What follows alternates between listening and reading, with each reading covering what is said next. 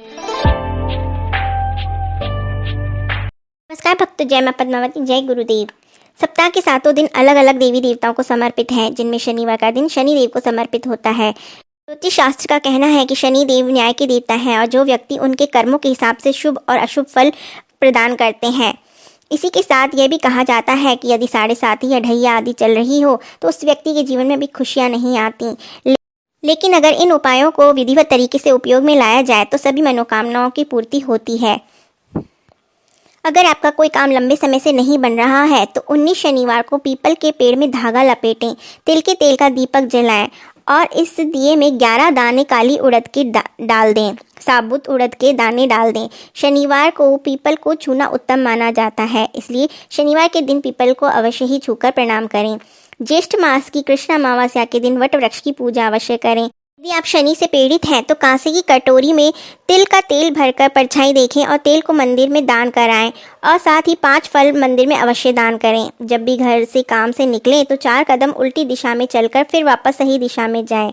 यदि आप सेहत से परेशान रहते हैं तो रात को सोते समय तुलसी की माला से 1008 बार जाप करें। ओम नमो भगवते रुद्राय मर्तकाय मध्यम संस्थिताय मम शरीरम अमृतम कुरु कुरु स्वाहा। इस मंत्र की कम से कम 1 माला जाप अवश्य करें।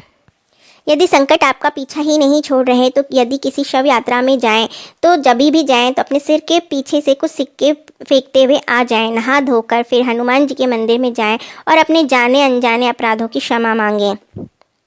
वैसे तो मंगलवार के दिन हनुमान जी को चोला चढ़ाया जाता है, परंतु अगर आप शनि की दशा से पीड़ित हैं तो शनिवार को भी चोला चढ़ा सकते हैं। तो जब भी आप चोला चढ़ाएं तो एक चमेली के तेल से ही चढ़ाएं। उससे पहले चमेली के तेल का दीपक प्रज्वलित करके रख दें। फिर चोला चढ़ाकर केवड़े का इत्र हनुमान जी के दोनों कंधों पर लगाएं। फिर गुलाब की माला पहनाएं। उसके बाद साबुत पान के पत्ते पर गुड़ और चना रखकर भोग स्वरूप भगवान जी के सामने रखें। फिर वहीं बैठकर तुलसी की माला से कम 5 माला इस मंत्र का जाप करें। राम रामेति रामेति रमे रामे मनोरमे सहस्त्र नामम तत्तुल्यम राम नाम वरानमे। इस माला का कम से कम 5 माला जाप करने के बाद हनुमान जी को चढ़ाई हुई गुलाब की माला में से एक पुष्प तोड़कर लाल कपड़े में लपेटकर अपने कैश बॉक्स में रख दें। इससे आपके धन में बरकत होने लगेगी।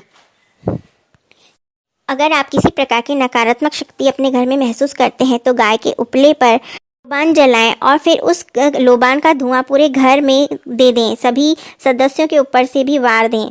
फिर घर के चारों तरफ लोबान का धुआं फैलाने के बाद उस लोबान को आग सहित घर के बाहर दूर स्थान में फेंक दें और पीछे मुड़कर न देखें। यदि आर्थिक स्थिति कमज़ोर है, पैसा नहीं टिकता है तो गेहूँ और काले चने को मिलाकर ही आटा पिसवाएं। फिर इस आटे से रोटी बनाकर पहली रोटी किसी सफ़ेद गाय को खिलाएं, बाकी फिर घर के सदस्य खाएं।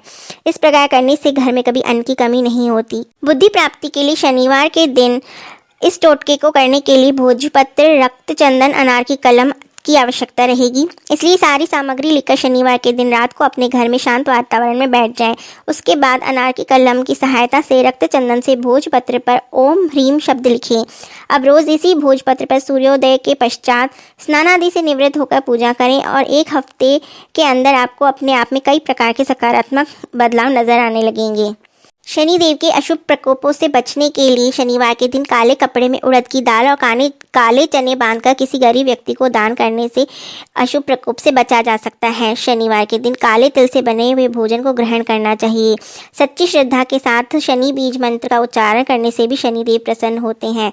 शनिवार के दिन शनिदेव की फोटो या प्रतिमा के सामने सरसों के तेल का दीपक जलाएं और उड़द की दाल अर्पित करें। इसके बाद उनकी मूर्ति के सामने आसन लगाकर इस मंत्र का जाप करें। ओम प्राम प्रीम प्रोम सह शनिश्चराय नमः या ओम शम शनिश्चराय नमः। तो इससे शनिदेव की जो भी अशुभ प्रभाव होते हैं वो हट जाते हैं। साथ ही शनि चालीसा का पाठ भी करना चाहिए।